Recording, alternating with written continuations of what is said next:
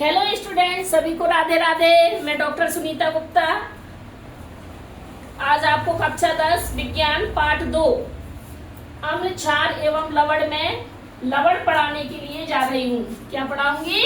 लवण। तो दैनिक जीवन में उपयोग होने वाले कुछ महत्वपूर्ण लवणों के बारे में सीखेंगे।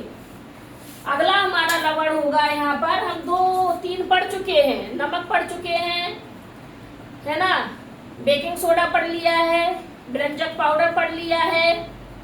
इनको हमारी पुरानी वीडियो में आप अच्छे से देख सकते हो। हमने सूत्र भी बताया, रासायनिक नाम भी बताया, साधारण नाम भी बताया है और उनके उपयोग भी बताए हैं।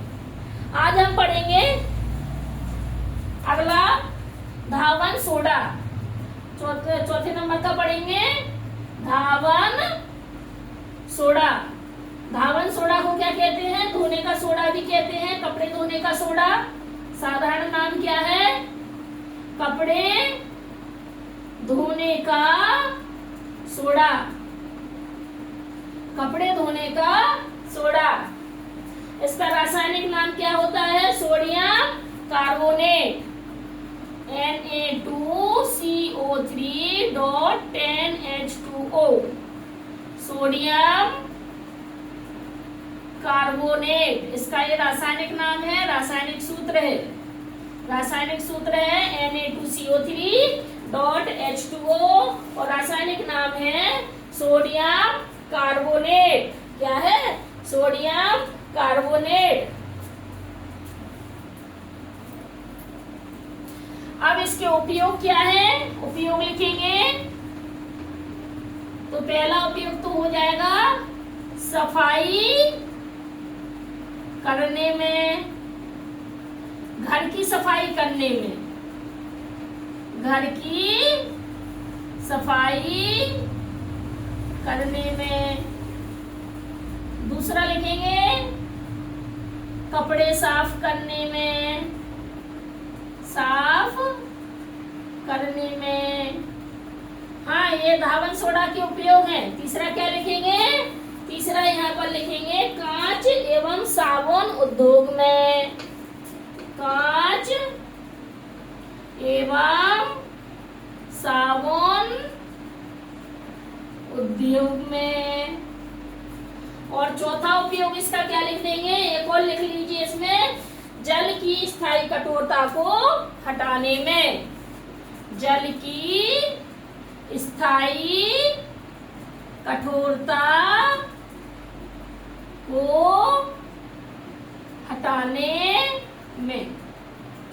सभी को समझ में आया धावन सोडा के उपयोग, है ना? अगला लिखेंगे धावन सोडा बनाने की विधि। तो जब हम इसको कैसे बनाएंगे? इसको बनाएंगे जब सोडियम कार्बोनेट की क्रिया जल के 10 अणुओं के साथ की जाती है तो धावन सोडा बनता है।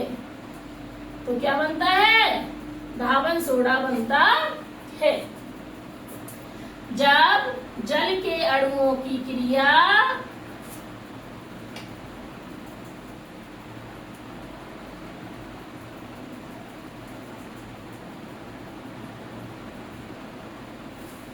जब सोडियम कार्बोनेट की क्रिया जल के 10 अणुओं के साथ की जाती है तो धावन सोडा सोडियम कार्बोनेट बनता है। सभी को समझ में आया? धावन सोडा को कपड़े धोने का सोडा भी कहते हैं। रासायनिक नाम Na2CO3.10H2O होता है। रासायनिक सूत्र Na2CO3.10H2O। रासायनिक नाम सोडियम कार्बोनेट होता है। इसके उपयोग घर की सफाई करने में, निरमा डालो फर्श पर, पानी डालो वाइपर फिर तो साफ हो गया। घर की सफाई करने में, कार वगैरह को धुलना है उसमें साफ करने में, कपड़े साफ करने में, निरमा में कपड़े फूलने के लिए डाल देते हो, कांच और साबुन उद्योग में जल की स्थायी कठोरता को दूर करने में। सभी को समझ में आ रहा है? अगला पॉइंट देखेंगे, नया टॉपिक 5वें नंबर पर जिप्सम। बहुत महत्वपूर्ण है जिप्सम, है ना? जिप्सम का रासायनिक सूत्र क्या होता है?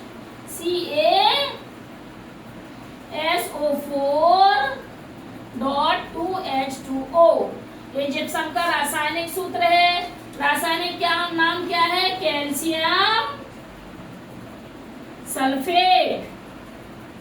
Calcium sulphate. और इसका उपयोग क्या है? इसका उपयोग है प्लास्टर ऑफ पेरिस के निर्माण में। प्लास्टर ऑफ पेरिस के निर्माण में जिप्सम का उपयोग किया जाता है। प्लास्टर ऑफ पेरिस के निर्माण में जिप्सम का उपयोग किया जाता है। अगला देखेंगे, नया plaster of Paris. Plaster of Paris को पॉप POP के नाम से भी जाना जाता है। पॉप POP के नाम से भी जाना जाता है। इसका सूत्र क्या होता है? CaSO4 का whole twice dot half H2O। ये होता है प्लास्टर ऑफ पेरिस का सूत्र। प्लास्टर ऑफ पेरिस के उपयोग क्या होते हैं? पहला उपयोग लिखेंगे, टूटी हुई हड्डी को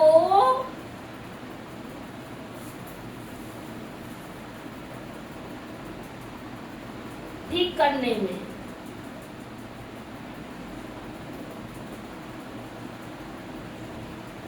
दूसरा उपयोग क्या है? सांचों के द्वारा खिलौने बनाने में। खिलौने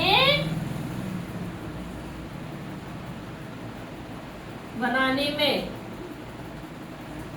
खिलौने बनाने में। तीसरा इसका उपयोग क्या लिख देंगे? दांतों की बत्तीसी। दांतों की बत्तीसी बनाने में। दांतों की बत्तीसी बनाने में। इसकी रासायनिक अभिक्रिया क्या है? रासायनिक अभिक्रिया। रासायनिक अभिक्रिया है जब CaSO4 इंटू हाफ H2O को जल के CaSO4 तो हाफ H2O को जब जल के मॉलिक्यूल के साथ क्रिया की जाती है तो जिप्सम बनता है। आया समझ में? तो क्या बनता है? जिप्सम बनता है ना। ये हो गई आपकी प्लास्टर ऑफ पेरिस की क्रिया। बहुत महत्वपूर्ण है ये, इम्पोर्टेंट लिख लीजिए। इनमें पेपर में या तो सूत्र आता है या रासायनिक अभिक्रिया आती है या फिर उपयोग आते हैं। प्लास्टर ऑफ पेरिस बहुत महत्वपूर्ण है। इसे पॉप कहते हैं। इसका रासायनिक सूत्र CaSO4 का होल ट्वाइस हाफ H2O होता है। इसका उपयोग टूटी हुई हड्डियों को ठीक करने में, खिलौने बनाने में और दांतों की बत्तीसी बनाने में, बत्तीसी के ढांचे बनाने में उपयोग किया जाता है। रासायनिक अभिक्रिया है जब प्लास्टर ऑफ पेरिस को 1/2 H2O के साथ क्रिया कराई जाती है तो जिप्सम बनता है। जिप्सम बहुत कठोर, प्लास्टर ऑफ पेरिस बहुत कठोर होता है। हड्डियां टूट जाती हैं, डॉक्टर प्लास्टर चढ़ा देता। जो प्लास्टर चढ़ाता है वो प्लास्टर ऑफ पेरिस का ही तो चढ़ाता है। इसमें पानी डालो तो बिल्कुल पत्थर जैसा हो जाता है। ठीक है ना।